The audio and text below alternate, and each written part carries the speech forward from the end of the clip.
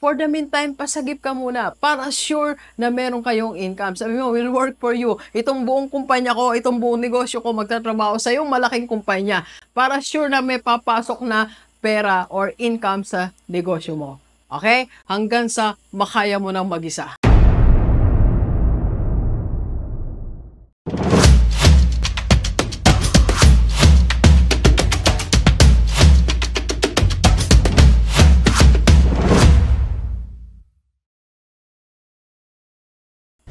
Gilibers, pag-usapan natin mga bagay na sasagip sa negosyo mo. Let's go, let's go.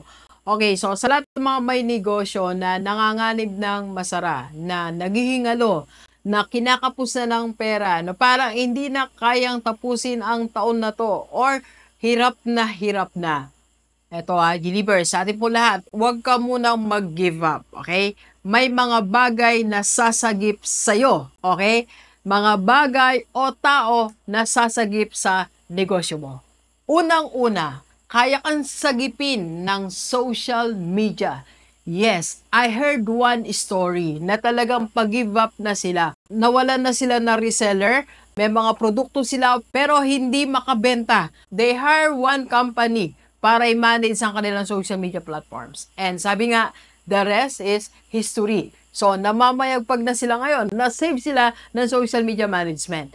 So, bakit hindi mo ilaban ang pera mo? Alam mo, pag nagtingin ka ngayon sa social media, merong 17,000, merong 25,000, may 50,000. Tingnan mo yung budget mo.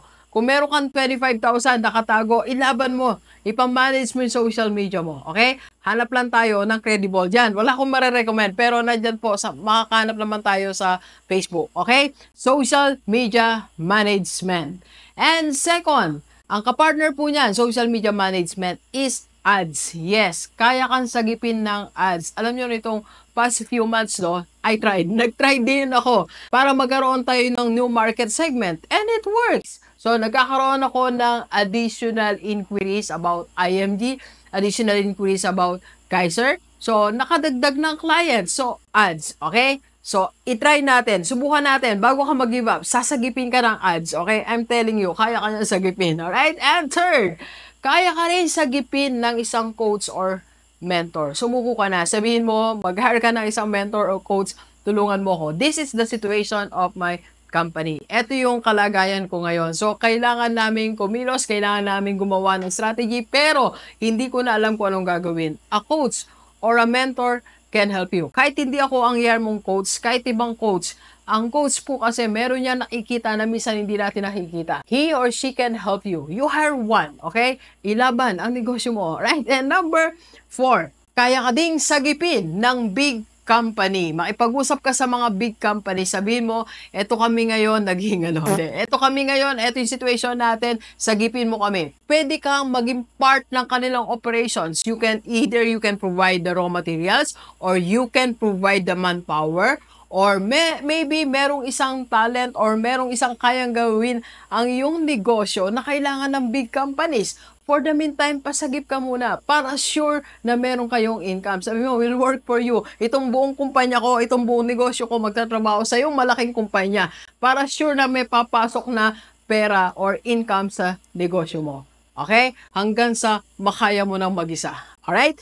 And number 5, ito po. Kaya kang sagipin ng mga investors. Pwede kang lumapit sa mga kaibigan mo. Sabihin mo, meron akong gustong i-launch, pampabuhay ng negosyo, but I need this amount. Lumapit tayo, di ba?